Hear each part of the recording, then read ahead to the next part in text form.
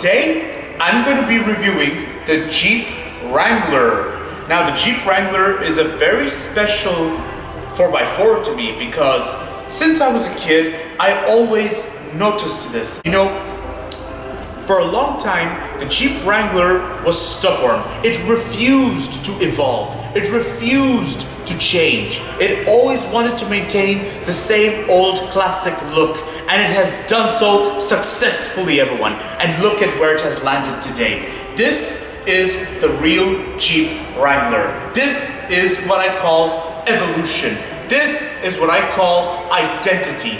This Jeep Wrangler costs 65,000 euros. Is this good value for money, or is it a little too much? We are going to determine this in a moment. Right now, everyone, let's get on with this review right away. So let's start with the exterior of this Jeep Wrangler. It looks very, very much like its previous generations, everybody. Now the Jeep Wrangler is an interesting 4x4 to me because it's actually a descent from the Willys Jeep. Now that is a very interesting vehicle because it was said to be a very capable off-roader, and which it was. This is the side design of the Jeep Wrangler. Already what I can notice compared to its previous generation is that this Jeep Wrangler has some more round edge design to it. It's not as sharp edge or boxy as its previous generation. Well, it is boxy, there you go, but if you know what I mean, not so sharp edged like before. Now this bumper is extremely long. I have never seen a bumper this long from the front grille, anyone. I mean, this is the first time I've ever seen this on any car. But then, to be really honest, I must confess, I've seen many Jeep Wranglers with these prominent bonnets that stick out proudly. This is not the first time Jeep has employed this strategy. And I think this is a very good strategy because actually I've seen how it functions.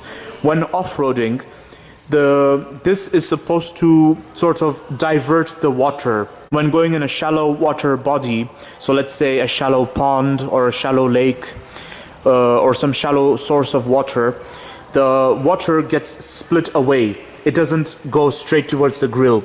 The water is being pushed to the side. So this side and this side. And believe it or not, they've managed to put the reversing camera over here. Now that is extremely creative. This is very interesting, guys. Prominent door hinges, and you have a nice antenna here. Gosh, this car was built for adventures, believe it or not. Speaking of old school and adventures, this Wrangler, if you want to open the hood of this Wrangler, you have to detach these two hinges. You have to detach it like this.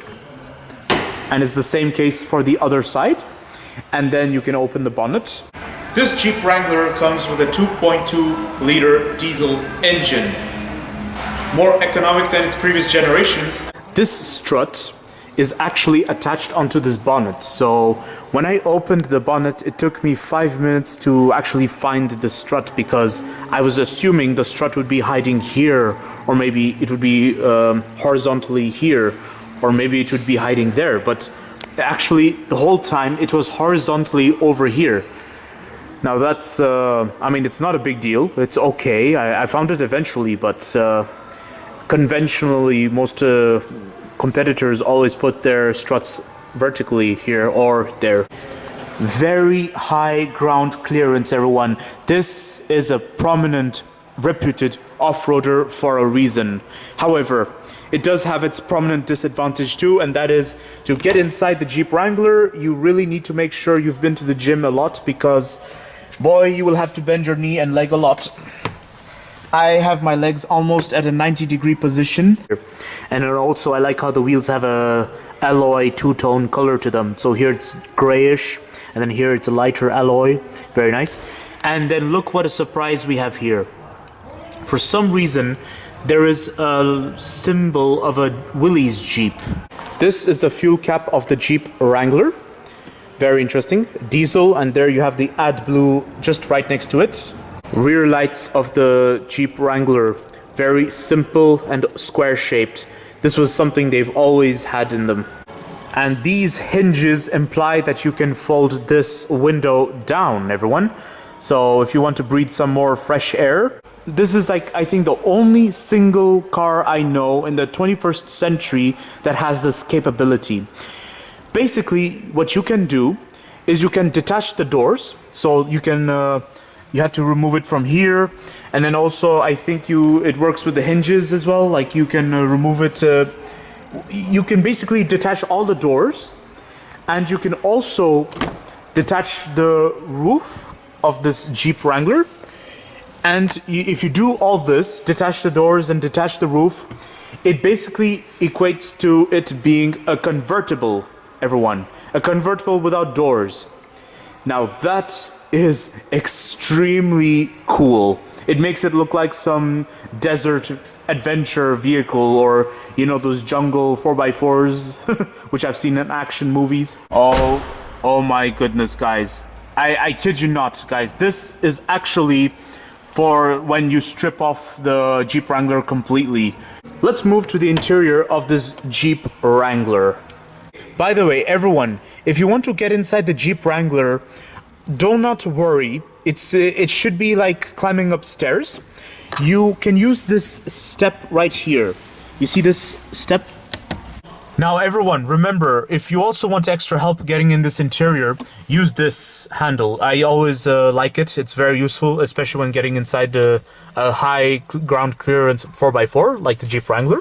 This interior looks very, very special. It looks very much like its previous generations, except this is an evolution, let's say. I'm impressed with this interior, actually. It's very practical and it's built to last, I'd say. And also it should be easy to clean up if you go off-roading. So that's a very prominent advantage I'm noticing so far. It's very good. It's very nice. So here you have the window buttons. Here you have the USB points and everything, all under this. It's so cute, by the way. I mean, I like how they've put it under media. That's actually pretty cute. And then here you have the 12-volt socket. Here you have the climate control. And then you also have heated steering wheel, so that's very, very useful for the winter. Driving controls underneath. You also get to have traction control. That's very nice over here.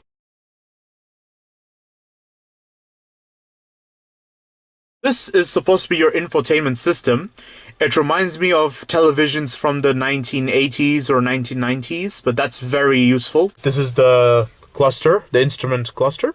Very, very nice. I like how instead of red, they've employed the orange color for the dials, for the needles and for the lines. That's very, very, that's so cool. It looks adventurous. Guys, this is the very first time I have ever seen a Stoke which has very less details on it. Like, look at it. This is just for your indicators. And they've moved all the lighting controls over here, so that's very interesting. That's very good. I think it was always here traditionally on the Jeep Wrangler. This is supposed to be your mirror controls. They've kept it nice in the corner here. Now this is very, very nice.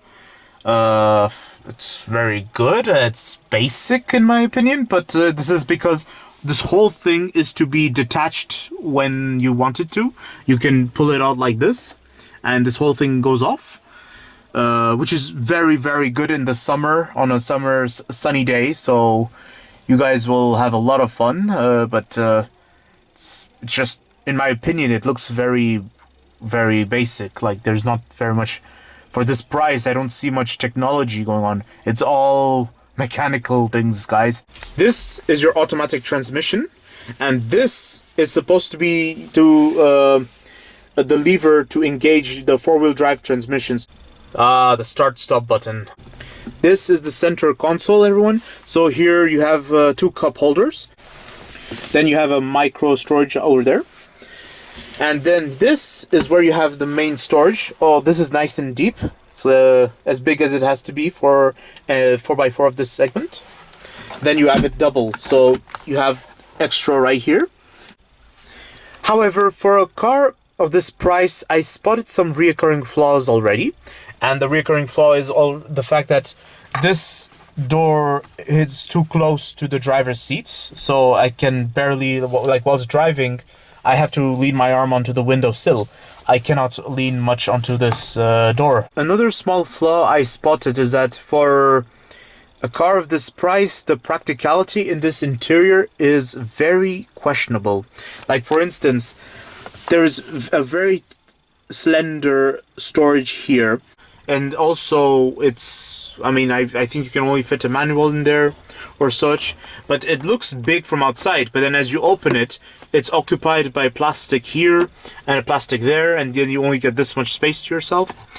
Well, a bit questionable. It seems to me that for a car of this price, the interior feels it feels a bit underdressed, if you know what I mean. I feel like there's not enough equipment, and then also I feel like it's a bit cramped here. It's a bit too busy, so it's like as if in the last moment they decided they have to put this lever over here. I mean, this is a true off-roader for a reason, because there's so little technology, there's so little fanciness in this interior for a reason. But then, for a price of 65,000 euros, wouldn't you expect something more? And then over here, I don't see any lighting system. There's no interior light here.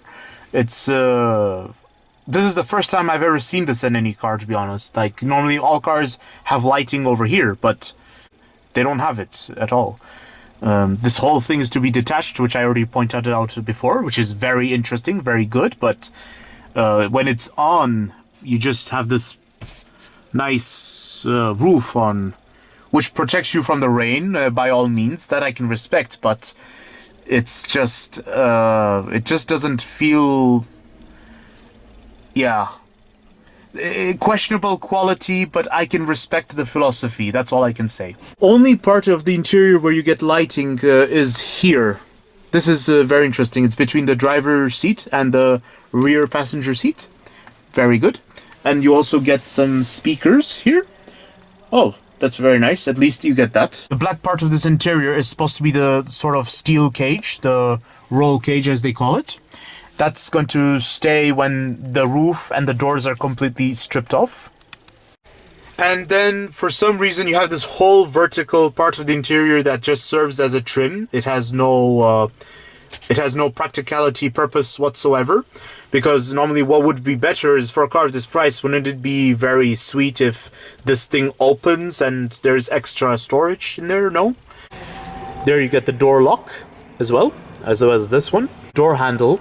It's very nice, but then for some reason they used a door handle that doubles as a pocket, so you can store coins in there if you want. But for normally, I'm a fan of handles that are like this, you know. And then for some reason you have something underneath here, but it's not very certain what is the purpose of this, because I can't really put my finger inside much. It's just plastic in there. So do I have to pull the door like this?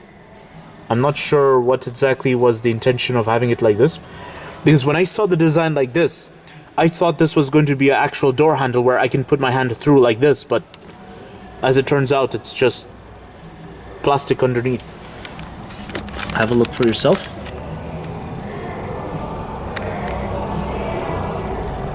There's no pocket there. The only pocket I have for the door is this and this, which is a net. And I mean, since it's a flexible net that can stretch, I can fit a water bottle in there, or a big bottle, but it has its limited practicality, I'm afraid. This is the backseat of the Jeep Wrangler. It's very, it's actually surprisingly comfortable. The seat is very, very comfortable. That's what I can confess already. Well, it feels as hard as sitting on a bench, actually, so it's a bit on the firm side, but kind of expected in my opinion. You get a 230 volt socket here. That's very nice. Then also you get some USB points over there. And the way you open the window is through here, guys. So it's not here conventionally. In the Jeep Wrangler, you have the window buttons here. Now that is the first time I've seen window buttons for the rear seat over here, but I can understand, I can respect the design philosophy. You know, when I first saw it in this position, I thought those were cup holders, actually. Because look at this, they have the looks of a cup holder. But then I realized those are air vents, so at least you get some fresh air. This is actually very creative, guys. Behind the headrest, you have a cup holder. That's very nice. That's very, very interesting. And then for some reason you get this micro storage that I can only assume what goes there. I think this is just to put your telephone. I was half expecting that there would be some extra storage in this lump, in this seat, but it turns out there is no extra storage. It's just leather. It's just the part of the seat. So you bet this whole thing folds down just for cup holders here. At least that's a plus. You get rear seat pockets, very, very practical. And the rear seat speakers are over here, everyone. So it's all onto this chassis, part of the chassis. And then also rear lighting over here. And then also you get more rear lighting here. The door bin is, well, basically just a net, so I'm sure you could fit a huge water bottle in there. What exactly is the purpose of this shallow storage area? I have very little ideas what's actually supposed to go here. Is it supposed to be coins, or is it supposed to be someone's telephone? Because it's so low down there, and it's shallow, so it's not very precise what it's supposed to serve as purpose for. And then also you have this narrow storage place here. I can only assume it's for your telephone. Always keep the seatbelt in this position. Make sure it's always in front of the eyes. It goes hiding and nobody will ever notice it. So I just opened the rear door and already I see some proud Jeep information right here, guys. So this tells you some details about the Jeep's off-road capability, the short wheelbase version and the long wheelbase version, plus the water depth. It's very nice. And this is made in the USA, so wow, that's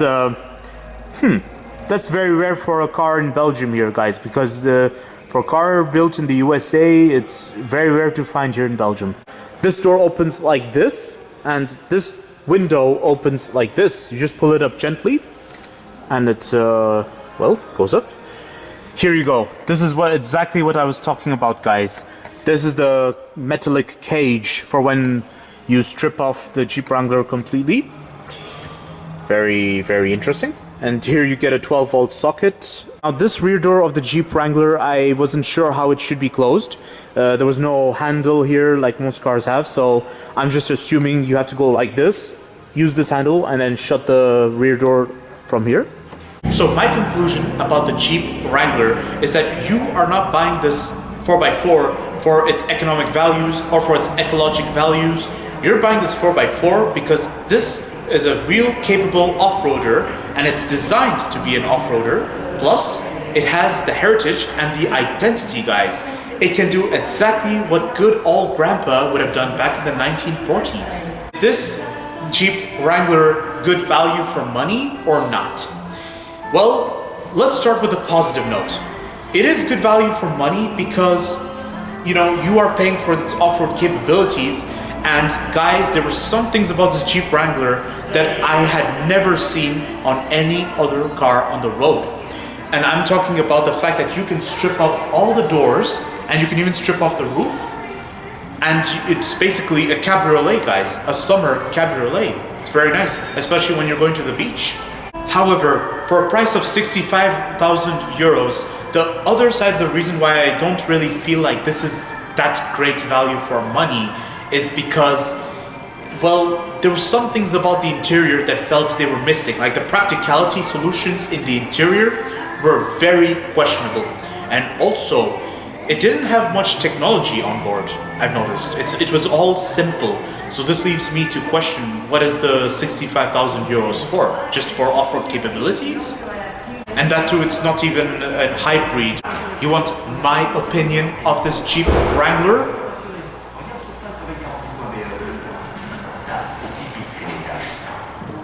The only reason I have massive respect for the Jeep Wrangler is because it has a heritage it's upholding, guys. It does have some history, and it has a history that dates all the way back to the 1940s.